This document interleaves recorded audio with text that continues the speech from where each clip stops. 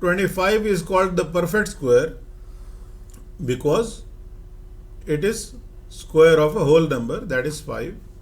Now in this lesson we'll do square roots of perfect squares, whole numbers, and if we split this number here 6889, we know there are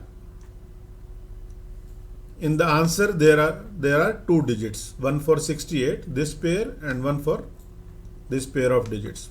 Now this is one, and second is we look at this 68 for the first digit of our answer, and we know 68 is between 64, that is 8 squared, and 81, that is 9 squared, right? 68 is between that here. So it means the first digit of our answer will be 8, or we can see, look at it like 80 squared is 6400 and 90 squared is 8100. Now 6800, let me change the color here also. 6800 is between 6400 and 8100. So the first digit will be 8 and we don't know the last digit. Now we know the first digit here. For the last digit, we look at the last digit of the square number, perfect square, that is. So if we square 3, we get the answer 9, right? And if we square 7, then also we get the last digit 9. So the answer can be 83, or we know the answer is between 80 and 90 here, right? So answer can be 83 or 87. So what is it? 83 or 87? For that we square the middle number of 83 and 87, or average of 83 and 87, that is 85. And from previous lessons we know how to do it quickly.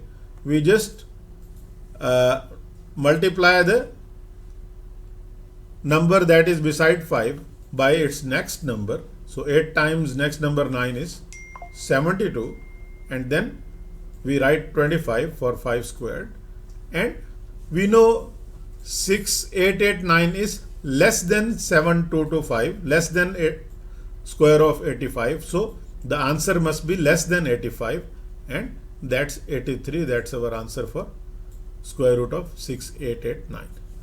So that we did in a little detail, and let's do the same thing here to find the square root of 5776. If we split it here after 2 digits from the right, we have 57 on the left, and we know that 7 squared is 49, right? And 8 squared is 64. 57 is between 7 squared and 8 squared. So the first digit will be 7, because 70 squared is 4900, that is less than 5776, and 80 squared is 6400, that is greater than. So our answer must be in 70s, the first digit is 7 and the last digit we don't know.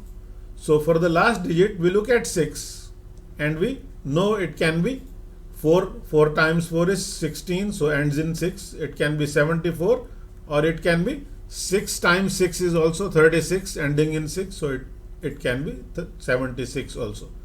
So what is it? We'll do square of 75. So 7 times next number 8 is 7 times 8 is 56, and we write 25. Now we can look at here 5776 is greater than this number 5625.